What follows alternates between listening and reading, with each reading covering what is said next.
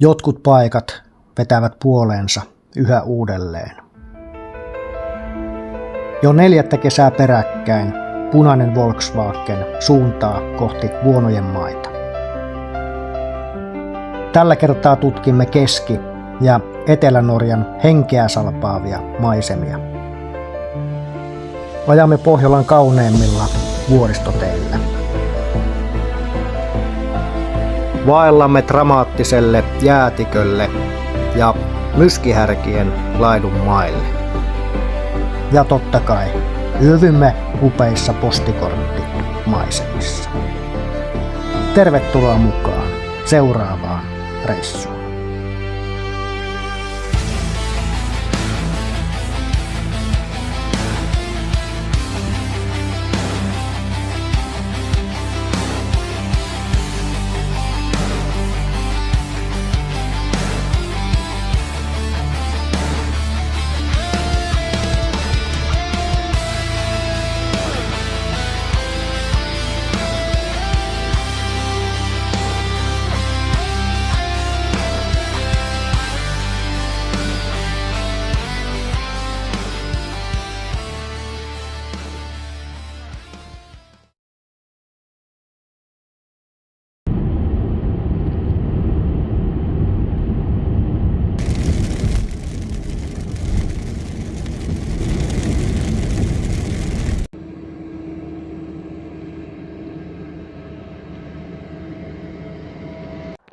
Eka yöpaikka on täällä Ruotsin puolella. Tämmönen hyvin pikkuinen parkkipaikka. Tuohon vaan pannaan teltta ihan auton viereen. Tuo tie ei johda mihinkään. Kyllä tässä voi yöpyä.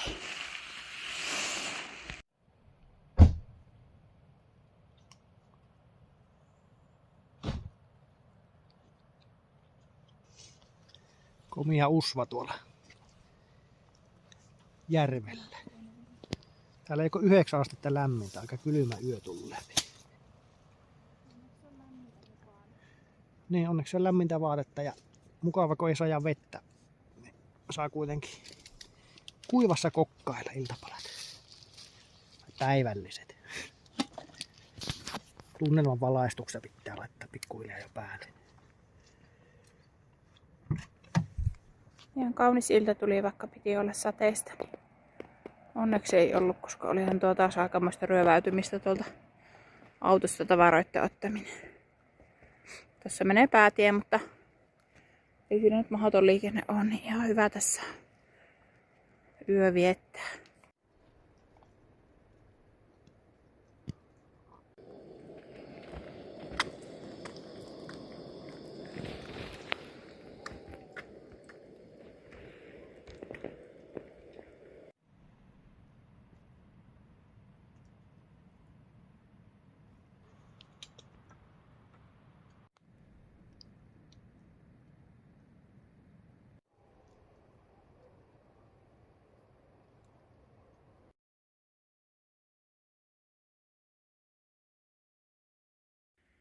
Aamukävelyllä. Tuolla on tuo telttapaikka ja tässä on tämmönen kiva pieni niemi.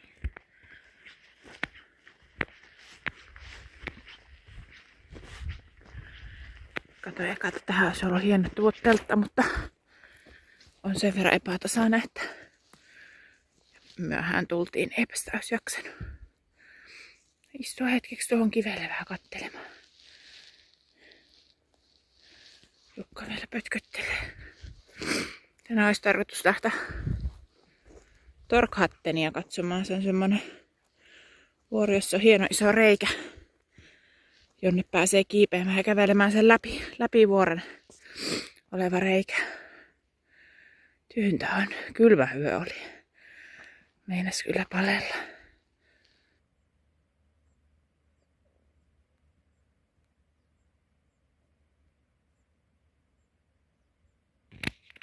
Sä tiput kohta sinne.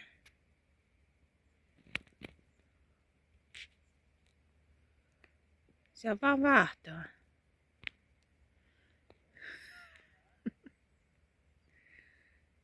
Kiinnostaa tuo veen pinnalla oleva vaahto.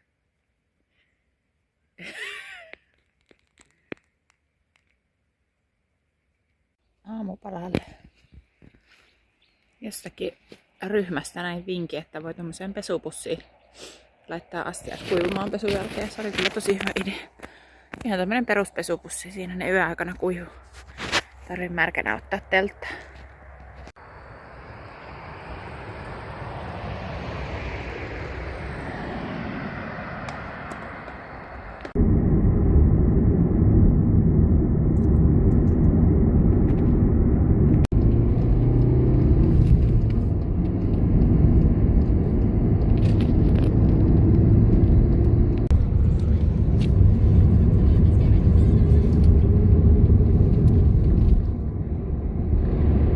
Sateisella säällä saavutaan Norjan rajalle. Tässä ei ollut tullia ollenkaan, se oli tuolla aikaisemmin jossain. Tärnämyyssä taas mattuu. Niin. Se oli vaan kyltti ja nyt ollaan Norjassa. Pikkuhiljaa alkaa kukkulat kohoamaan. Torghattenia kohti mennään ja aika sateista säätä luvassa. 3 tuntia vielä matkaa. Käytiin tuossa vähän kaupassa ja ostettiin terkkuja. Nämä oli aika äksyjä, mutta hyvin. Meillä 8:30, että päästiin lähteä Oulusta. 9:30 aikaa oltiin sitten sitä, mikä Slusfjorsen, kun se oli se paikka. Slusforsen. Niin. 580 kilsaa tuli kilometrejä eilen. Käytiin tuossa Ruotsin puolella vielä tankkaamassa auto täyteen. Se oli 95 makso, euro 34 senttiä. Ja Norjassahan on sitten melkein samoissa hinnoissa kuin Suomessa bensahinnat. Parempi aina Ruotsissa tankata auto täyteen. Ruotsissa kyllä osataan taukopaikatkin tehdä hyvin. Se naapurissa on ihan posliinivessa ja se tämmönen lämmin sisätila, jossa voi, en tiedä toimiiko jopa telkkari, mutta varmaan voi ladata pistokkeita. Tää laittaa tuohon kuvaukseen tämä paikan nimi. Tosi hyvä taukopaikka.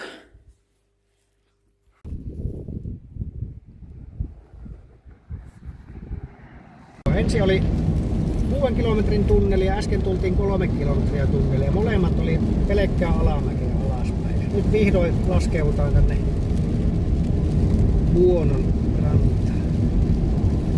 Hienot maisemat aika matalla, pilvet roikkuu ja on sateista. Äsken vähän katsottiin sääennusteita ja pohdittiin, että pitääkö meidän muuttaa meidän koko reissusuunnitelmaa, koska 2 viikkoa eteenpäin sataa aika ankarasti täällä. Tai tuolla kaikkialla tuolla Etelä-Norjassa. Varsinkin siellä länsirannikolla. Jospa se vielä muuttuu, mutta on kylmä ja sateinen ja ei enää maisemia ja teltassakin on vähän ikävä yöpyä. Yöpyä sitten, jos joka päivä sattaa. Oho, aikamoinen silta. Eihän se tässä videolla näytä niin kummalta, mutta aika korkeasti nousee kyllä ja korkealla on tämäkin silta. Ronnoisund oli kaunis kaupunki, tänne ajettiin tänne tuon kaupungin läpi. Joo, täällä itekin viihtyisi tämmöisen, ei ole liian iso. Joo, ja tämmönen tosi hienot ympäröi nämä vuoret ja sitten on täällä tämmönen vähän semmonen kylämäinen tunnelma. Oli tuolla. Onpa hieno, tuolla on tuolla saarillakin noita taloja. Nyt jopa pikkusen näkyy tuo väri tuosta veestä äsken kun satoi, niin ei näkynyt sitä kuuluisaa turkoosia väriä. Aika muista oli tämä lähteminen, kun takki tulee joka paikkaan. Katsoppa mikä jätti etänä tuossa. Ihan valtava. Meni koko puoli autoa märäksi tuossa kun pakattiin. Niin. Ja kaikki on märkä. No semmoista se reppureissaaminen on. Nämä viitat on muuten hyvät, mutta tuulella ei hirveän näppärät, kun ne vaan käpertyi meidän päälle.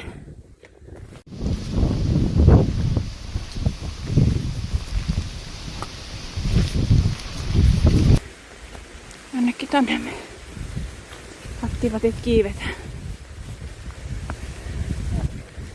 Sieltä tulee vähän sadevettä.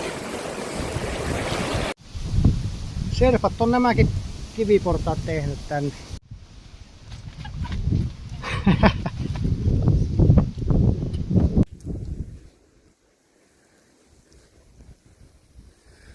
Kyllä on jyhkiä reikä.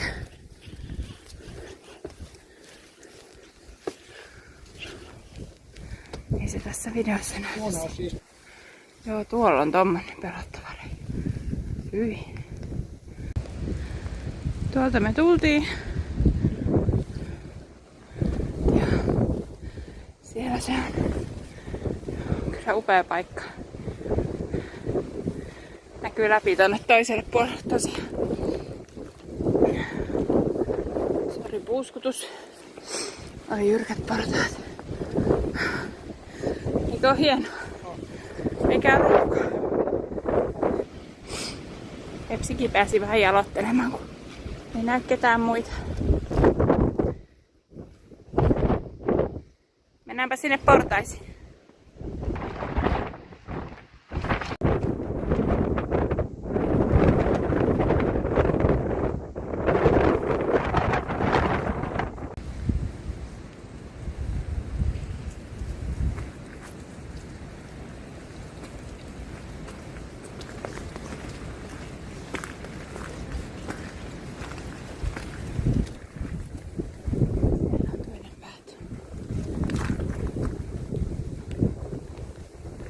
On kyllä hieno paikka. Vaikka ei sää nyt ollutkaan ihan parhaimmillaan. Selvittiin siitä. Aikamoinen tuuli oli tuolla huipulla. Joo, ei kannata 17 metrin puusta tuulilla välttämättä lähteä. Saa olla rauhassa kyllä, kun lähtee. No joo. No, nyt sitten lähdetään etsiä jotain syömistä.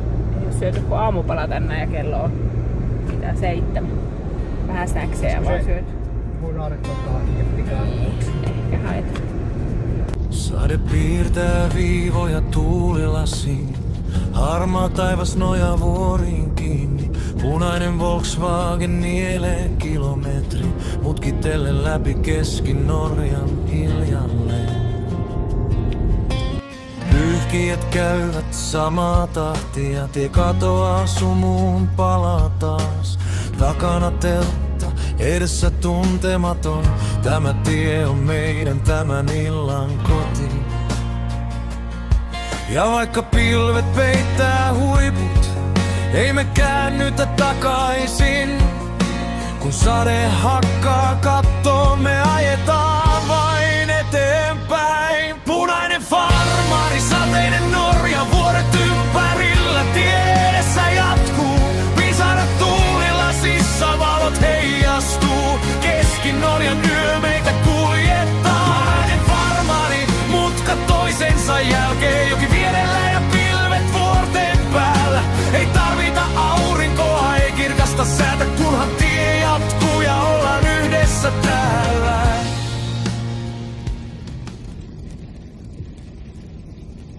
Toinen yöpaikkaetsintä menikin sitten melko synkäksi. Saavuttiin tänne Koltionnan pysäkille, mutta eihän tuolla ylhäällä ollut mitään paikkoja. Keskelöitästi pimeässä tämmöisen pusikon läpi raahauttiin telttakärryn kanssa Svettekistä Toni. Täältä löytyi sitten tämmönen. Tää on ihan tälleen kivaan näköinen, mutta eihän täällä niinku tasaista maata ole ja ihan umpeen kasvanut. Tänne puskaamme sitten varatelta. Tökättiin. Kello oli varmaan jotain lähempänä 2. Siinä arvattiin, että vieläkö jatketaan matkaa, mutta ei me sitten enää jaksettu. Niin hyvin epätasainen maasto, mutta kyllä me jonkun verran nukuttiin. Oli se enemmän. Oli se ainakin 12:30. No niin, nyt pakataan äkkiä leiriä. Ei jäädä tänne edes syömään aamupallaa, koska jälleen kerran on märkää. Tuolla ylhäällä on niinku se parkkipaikka. Ajetaan johonkin syömään aamupalaa ja sitten yritetään ajaa tänne sinne Dovrefjellin alueelle päin ja saada sieltä joku hyvä yöpaikka ajoissa. Me molemmat illat mennyt siihen, että me vaan käytännössä tultu nukkumaan. Niin pääsin vähän niin kuin lomailemaan eikä vaan selviytymään. Ehkä tänään toivottavasti. Ja toivottavasti sääkin olisi semmonen, että pärjäisi. Hyvä. Lähdetäänkö jatkaa matkaa? Onneksi tuli hommattua tommonen telttakärrystä meidän kanoottia varten, niin täällä on kätevä pitempää matkaa noita painavia kamoja kuljettaa. Paitsi ehkä tämmöisessä pusikossa, mutta yllättävän hyvät isot renkaat ja kyllä täällä pääsee viemään Mäpä näytän vähän minkälainen tuo on tuo parkkipaikka tästä. Colt Jonna oli tämän nimi, mutta niin kuin kuuluu, niin rekat tuli pitkin yötä tuohon parkkiin, että vaikka olisi asuntoauto, niin olisi kyllä tosi meluisa paikka yöpyä. Täällä oli nämä kaikki yläpaikat silleen varattuja illalla, että ei voitu tuoda telttaa tähän ylös. Onhan täällä kuitenkin tätä tasaistakin pikkusen. Vessa tässä on muuta, mutta ei tolleen ainakaan myöhään saapuessani ollut tilaa ja äänekkäitä rekkoja tuli koko ajan. Nyt lähetään. Jee, aurinko paistaa. Sen verran paljon liikennettä, että täällä on ihan pakokaasua näkyy, kun leijailee täällä tunnelissa. Piti laittaa sisäilmankierto päälle.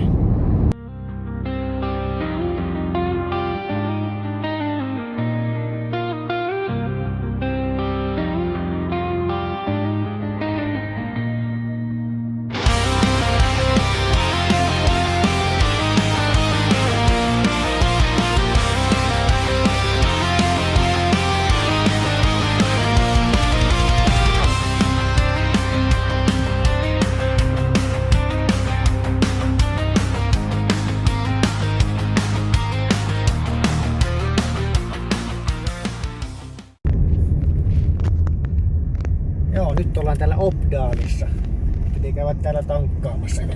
Alkaa olla tästä eteenpäin sitten semmoista ylänkövuoristoa. Ei tiedä milloin seuraavan kerran pystyy tankkaamaan. Ihan mukavan näköinen kaupunki tämä Obdaalikin. Käytiin tuolla vähän pyörähtämässä tuolla keskustassakin päin. Siellä niitä näkyy.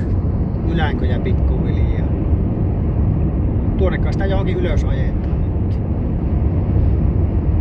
Ei olisi enää kuin 33 minuuttia. Tuommoisen yhden järven ranta katsottiin, että siihen jos vaan pääsisi, niin olisi vesistökin lähellä ja näytti muutenkin rauhalliselta paikalta. Toivottavasti sinne pääsee. Dovrefjellin reitin alkumatkassa olikin tämmönen tosi hyvä mahdollisuus yöpaikalle. Kivalla paikalla. Tuossa menee joki ja tässä on parikin tämmöistä pöytää, että mahtuu asuntoautollakin tänne ja tälleen myös telttailijalle, niin olisi kivoja paikkoja, mutta me tässä nyt arvotaan, että jatketaanko kuitenkin vielä matkaa sinne alkuperäiseen suunnitelmaan. Puolisen tuntia olisi matkaa. Tää olisi kyllä aika hyvä, että tuleeko vaan ahneus ja haluaa sitten aina vaan enemmän. Lähinnä kai se on, että haluttaisiin semmonen vähän erämaisempi paikka täksi yöksi, että saataisiin olla rauhassa. Suomalaisia kun olemme. Mutta hyvä paikka, tuolla on vessat ja aika rauhallinen tiekin on tuossa vähän kauempana, niin kyllä tässäkin voisi yön hyvin viihtyä. Päätös tehtiin ja lähdettiin kuitenkin vielä tavoittelemaan erilaista yöpaikkaa, jossa olisi vähän, ei sitten olisi sitä saumaa, että tulee ainakaan täyteen tai pahasta siihen naapureita, niin katsotaan minkälainen se sitten on ja löytyykö joku vai joudutaanko palaamaan tänne. Siitä pääsee siltaa pitkin toiselle puolelle.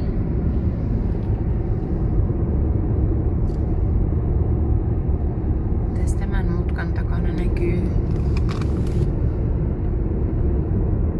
20 minuuttia olisi meidän määränpää matkaa. Tietyö meitä vähän seisotti.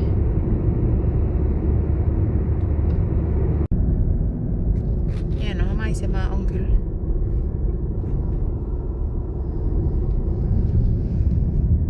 Tämmöstä aukeeta ja puutonta ja sitten ylänköä ja sitten tuolla menee tuo joki. On täällä tätä populaa ihan kiitettävästi. Toki nuo tietyöt kerrottaa varmaan vähän tätä väkeä tähän. Oi että, jospa saataisiin joku tommonen ihana paikka. Lampaita näkyy. Siellä menee haikkipolku. Joo. Onko se nyt sit tää tie, jota ne ei oikein ylitä ne myskihärät? Niin, oikealla puolella niitä enemmän. Tästä lähtee kans joku. Noitten ylänköjen takana niitä myskihärkiä on. Joo. Tätä parkkipaikkaa mä myös kattelin niin kuin yhdeksi vaihtoehdoksi silloin aiemmin, mutta onpas siinä väkeä. Oho. Siitäkin lähtee. Joo. Reitti.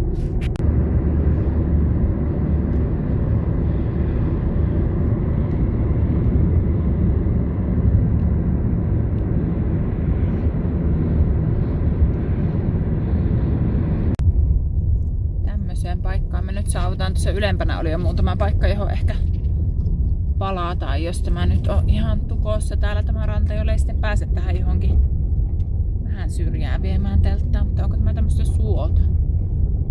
Aika märkää se on tossa. Aika paha tuo kivi tuossa. Niin, jos ehkä olisiko se toiselta puolta.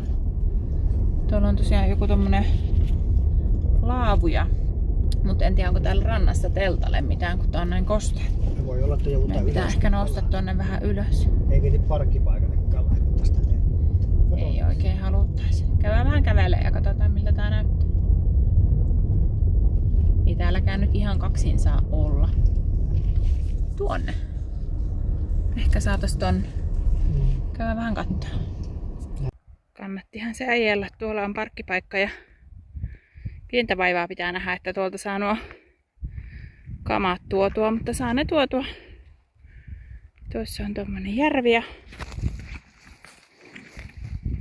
oota Jukka.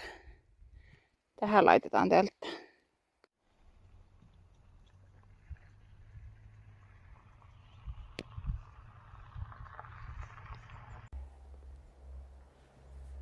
Just jäit kiinni hörppäämisestä. Vielä on vähän leiri levällään. Piti laittaa kuivumaan noita kamoja, mitkä kastui eilen kaikissa sateissa, mutta aika kiva. Tässä on kuitenkin yöpä. Tuolla meillä on tuo auto noitten autojen takana. Pikkusen piti tosta tosiaan roudata, mutta Kärryllä saa näppärästi vietyä. niin saa. Laitettiin tähän vähän jo keittiötä pystyyn. Sitten ajateltiin tuohon kivelle panna vielä grilli. Meillä on grilli, käytiin ostaa vähän kanaa ja ruvetaan kokkaamaan.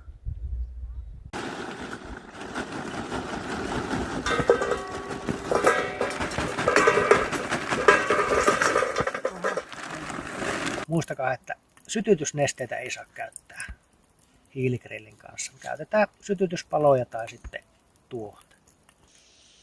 Ei haluta, että ruoka maistuu polttonesteelle. Omaa kasvattamaa chiliä ekaa kertaa maistan tää lajiketta. En nyt muista sitä nimeä, pitää tarkistaa se mikä tämä oli, mutta aika hienon näköinen. On tätä niinku tuoreena pikkupala maistettu, niin aika mietoa tämä oli ilman siemenkota. Ajattelin, että otetaan nämä siemenet pois ja pannaan tämmönen teipipelijuusto sisälle, niin katsotaan mitä tulee. Tässä on muuten, jos Ruotsissa käyttää Systembolagetissa, niin suosittelen erittäin hyvä IPA. Omnipodoshat. Niin kuin hedelmänektaria jois. Tosi hedelmäisen makuun. Maistetaanpa miltä maistuu tämä yhdistelmä. On tuossa vähän tulisuutta, mutta ei liikaa.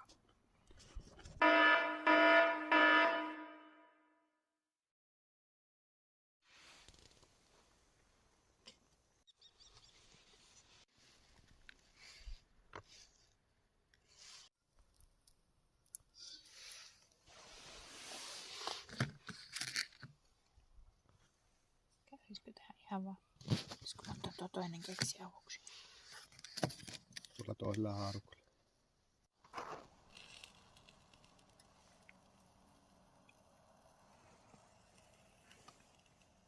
Aurinkokin paistaa taas pikkusen. Taitaanpa jokaisella hyvällä yöpaikalla vielä tällä reissulla tämmönen pieni sotti. Nyt lähtee ensimmäisenä vesimelonilikööri. Kirmainen semmonen. Noniin. Ei sulla. No mäkin maistan.